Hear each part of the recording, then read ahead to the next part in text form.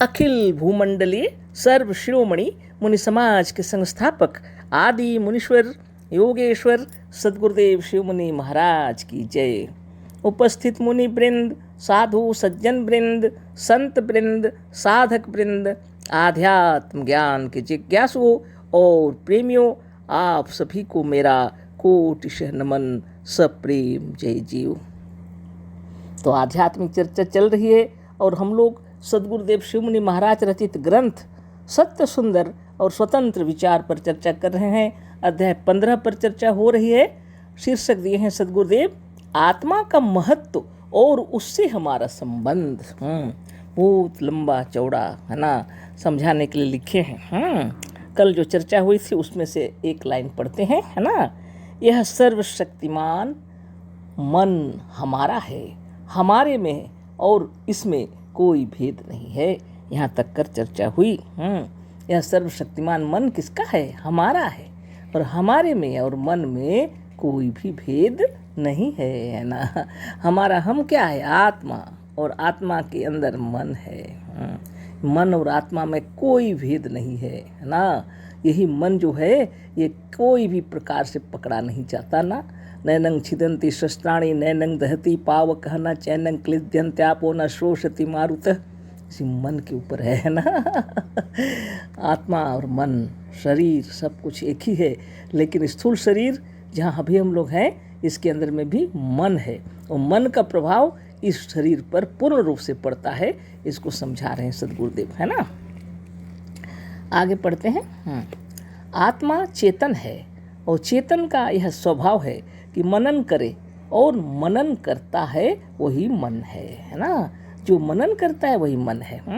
आत्मा चेतन है, सद्गुरुदेव कह रहे हैं। और चेतन का यह स्वभाव है कि मनन करे, और जो मनन करता है वही मन है ना। मनन करना, चिंतन करना, ये स्वभाव है मन का। और जो मनन करता है वही मन है ना। अतः हमारी आत्मा और मन में कोई भेद नहीं है। सुंदर प्रमाणित करके बतला रहे हैं सद्गुरुदेव कि हमारी आत्मा और मन में कोई भेद नहीं है, क्योंकि आत्मा के अंदर ही चिंतन मनन सब कुछ होते रहता है। मन और आत्मा में कोई भेद नहीं है। मन ही चेतना की बात हो रही है ना। जो चेतन है, आत्मा चेतन है, और चेतन का यह स्वभाव है कि मनन करे, और मनन करता है जो वही मन है। अतः हमारी आत्मा और मन में कोई भेद नहीं है। मन में जो शक्ति है वह हमारी आत्मा की है, मन दूसरा नहीं है। मन आत्मा से सर्वथा अभिन्न है। मन कोई दूसरा नहीं है, मन आत्मा से सर्वथा अभिन्न है ना। अतः हमें दूसरों से सहायता मांगने की आवश्यकता नहीं है। इसलिए खूब विचार कर लीजिए, दूसरों से सहायता मांगने की कोई आवश्यकता नहीं है, क्योंकि मन में अपार बल है। सद्गुरुदेव पहले ही बतला दिए। हमारी आत्मा और मन दोनों सर्वशक्तिमान हैं। हमारी आत्मा और मन दोनों ही सर्वशक्तिमान है। हम अज्ञानता के कारण अपने को दीनहीन और गुलाम समझते हैं। हम अज्ञानता के कारण ही अपने आप को दीनहीन और गुलाम समझते हैं। अपने मन की महिमा, अपने आत्मा की महिमा से हम अनभिज्ञ हैं। इसीलिए, है ना, जब आपको यह ज्ञान हो जाएगा कि आपकी आत्मा अजर अमर अविनाशी है, आपका मन सर्वशक्तिमान है ना, आप स्वयं सृष्टि करता है, आपके मन का प्रभाव आपके शरीर पर पूर्ण रूप से पड़ता है, तो इस पर आप ध्यान देंगे और योगासन करें। नित्य योग, ध्यान, तपस्या, प्राणोपासन करना चाहिए, है ना, जिससे आत्मबल, मनोबल, ज्ञान बल, योग बल बढ़े। ऐसी साधन पद्धति सद्गुरुदेव बतलाए हैं, नित्य किया करें। जैसे सारे शरीर पर हमारा अधिकार है, उसी तरह से सारे ब्रह्मांड पर भी हमारा ही अधिकार है। जिस तरह हमारे सारे शरीर पर पूर्ण रूप से शरीर पर हमारा अधिकार है, उसी तरह सारे ब्रह्मांड पर भी हमारा ही अधिकार है। जैसे हम अपने हाथों को अपनी इच्छा शक्ति और मनोबल से सिकोड़ते और फैलाते हैं, अपनी इच्छा से जैसे हमारे शरीर को सिकोड़ते और फैलाते हैं, उसी तरह से हम बाहरी ब्रह्मांड को भी अपनी आज्ञा मानने के लिए विवश कर सकते हैं। ठीक उसी तरह से हम बाहरी ब्रह्मांड को भी अपनी आज्ञा मानने के लिए विवश कर सकते हैं। इसके लिए आपको एकाग्रचित होना पड़ेगा, योग साधन करना पड़ेगा, अष्टांग योग का पालन करना पड़ेगा। तब आपको बाहरी ब्रह्मांड की जो जो प्रकृति है इस पर थोड़ा थोड़ा अधिकार आप कर सकते हैं, है ना। अब पूरे ब्रह्मांड में आप उल्टा सीधा काम करेंगे वो नहीं होगा। आपकी इच्छा अनुसार आप कर सकते हैं, कभी कभी विशेष आवश्यकता पड़ने पर, नहीं तो प्रकृति पर पूर्ण रूप से आप कोई कार्य नहीं कर सकते, है ना। वो सकल विश्व जो चल रहा है ये समष्टि आत्मा से चल रहा है। लेकिन अगर आपका मनोबल ठीक रहेगा, आप इच्छानुसार थोड़ा कार्य कर सकते हैं ना। उसी तरह से हम बाहरी ब्रह्मांड की को भी अपनी आज्ञा मानने के लिए विवश कर सकते हैं। इसमें कुछ देर अवश्य होगी, कुछ देरी अवश्य होगी, पर हमारे मनोरथों को पूर्ण होना निश्चित है। किसी को अगर परेशान नहीं करके अगर आप अच्छे कार्य करने के लिए कुछ सोचेंगे तो होगा। पर यह मांग या आज्ञा नियम विरुद्ध नहीं होनी चाहिए। जो आप मांग रहे हैं, जो आप आज्ञा दे रहे हैं ब्रह्मांड को, नियम विरुद्ध नहीं होनी चाहिए। जैसे आप चाहते हैं कि आपको 1000 रुपया मिल जाए, आप मनोबल का प्रयोग करें, 1000 अवश्य मिल जाएगा। प्रकृति को या बाहरी ब्रह्मांड को उसी तरह से आज्ञा दीजिए, उसी तरह से इच्छा कीजिए जैसे आप चलने के लिए पैरों को, किसी वस्तु को ग्रहण करने के लिए हाथों को देखने के लिए, आँखों को और बोलने के लिए जिह्वा को आज्ञा देते हैं। पर यह बाहरी स्थूल और विस्तृत ब्रह्मांड शरीर की अपेक्षा जड़ है।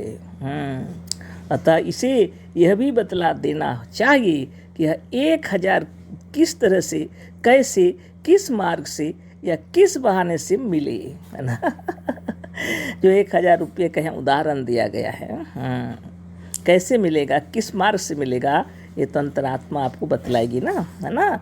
प्रकृति को यह मार्ग, विधि या आपको उपाय बताते समय असंभव बातें नहीं कहनी चाहिए। जो संभव है उतनी बातें, जबकि संभव मार्गों से यही काम हो सकता है। जहाँ तक संभव हो उन मार्गों से यह काम हो सकता है। जैसे यदि आपने कहा कि हमें 1000 इस तरह से मिले कि कल जब प्रातःकाल उठे तो आसमान से रुपयों की वर्षा होने लगी, ये तो गलत हो गया, है ना। यह असंभव मार्ग है। आसमान से पानी बरसता है, रुपया नहीं। यदि पानी की जगह आसमान से सोना, चांदी और पत्थर बरसने लगे तो कितने तो इसकी चोट से मर जाएंगे और बाकी भूखों मर जाएंगे। कोई सोना चांदी नहीं खाता, सभी अन्न खाते हैं। इसके सिवा यदि इस तौर से सोना चांदी की वर्षा होने लगे तो सोना चांदी का मूल्य ही क्या रह जाएगा। फिर आप रुपया चाहेंगे ही क्यों। अतः यह नियम बहुत ठीक है। जो नियम है ना। बारिश होती है, वर्षा जब आती है तो पानी बरसता है, ना कि सोना चांदी हीरा मोती जवाहरात आसमान से बरसेंगे, है ना। वो जहाँ मिलना है वहाँ मिलेंगे। यह नियम आत्माओं ने या हम लोगों ने स्वयं बनाया है, यह नियम आत्माओं ने, समष्टि आत्माओं ने बनाए हैं, या हमने स्वयं सब मिलकर बना लिए हैं। हमने स्वयं इन आवश्यक नियमों को ऐसा स्थिर बनाया है कि यदि भूल से कोई ऐसा विरुद्ध विचार भी कर दे तो वैसा ना हो। वाह, कितनी बड़ी बात है। समष्टि आत्मा ने नियमों को ऐसा बना लिया है कि भूल से यदि कोई विरुद्ध विचार भी कर दे तो वैसा बिल्कुल ना हो। जैसे कोई कह दे कि आज सूर्योदय न हो तो वैसा होगा नहीं, 3 दिन की रात हो। यदि कोई कह दे कि आज सूर्योदय ना हो, 3 दिन की रात हो। यदि ऐसा हो जाए तो एक पागल के कारण सबको अपार दुख उठाना पड़े। तो यदि ऐसा हो जाए तो एक पागल के कारण सबको अपार दुख उठाना पड़े। 3 दिन तक रात्रि ही रहे, सूर्य उदय ना हो, ऐसी भावनाएं नहीं कर सकते। करेंगे भी तो वह कार्य नहीं करेगा। और 10 मनुष्य मिलकर जब एक सभा बनाते हैं तो उस एक नियम बना लेते हैं। उसी तरह से असंख्य आत्माओं ने असंख्य वर्षों के अनुभव के बाद एक नियम बना लिया है। जो हम सब लोगों के लिए अत्यंत उपयोगी है, क्योंकि यह हमारा ही बनाया है और हम ही लोगों के ऐसे असंख्य मनुष्यों ने असंख्य युगों तक यही चाहा कि यही और ऐसा ही हो, अतः ऐसा नियम हो गया है और वैसा ही होता है। सूरज पूर्व से उदय होगा, अस्त होगा पश्चिम में, जैसा हमको दिखता है वैसा ही दिखेगा, है ना। जैसी भी हो, मौसम जैसा है चलते रहता है ना। आप ऐसा नहीं कह सकते कि 3 दिनों की रात्रि हो जाए सूर्य उदय न हो, या पश्चिम से सूर्य उदय हो जाए। ऐसे विचार अगर करेंगे पूर्ण नहीं होंगे, सदगुरु का कहना है ना। बहुत ही विचारणीय विषय है। एक आत्मा की बात नहीं है यह, असंख्य आत्माओं ने मिलकर असंख्य युगों के अनुभव से, है ना, ऐसा ही विचार कर दिया है। बहुत बड़ी बात है ये। कुछ सुंदर से लिखे हैं गुरुदेव, पढ़ लीजिए।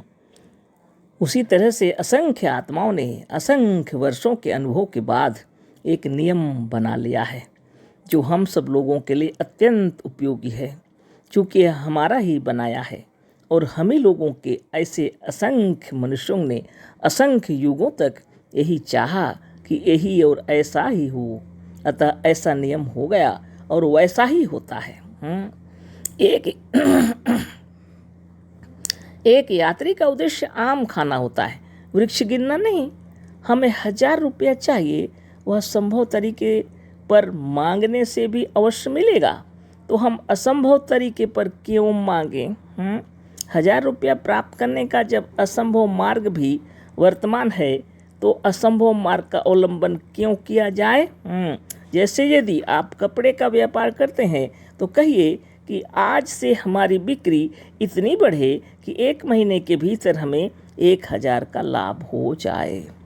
पुराने ज़माने की बात है, अभी करोड़ों की बात होगी, है ना। लाखों की बात होगी, है ना। यह संभव मार्ग है यदि ऐसा विश्वास और दृढ़ता के साथ कहा जाए या प्रकृति को आज्ञा दी जाए, तो सफलता रखी हुई है। तो कल फिर इस पर चर्चा होगी। यह सबसे सुंदर विचार है, अभी विचार कर लीजिए। आपकी समस्त मनोकामनाएं पूर्ण हो। सद्गुरुदेव शिव मुनि महाराज की जय। सब प्रेम जय जीव।